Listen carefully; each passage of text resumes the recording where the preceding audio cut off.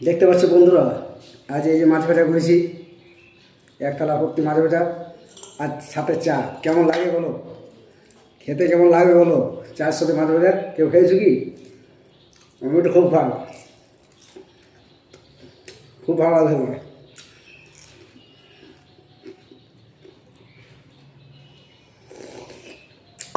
প্রচুর গরম জায়গা, দেখো আজ রান্না করে নিয়ে বসছি।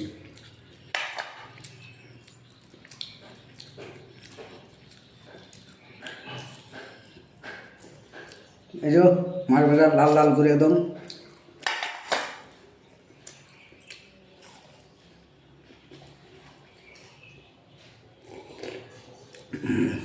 Super super.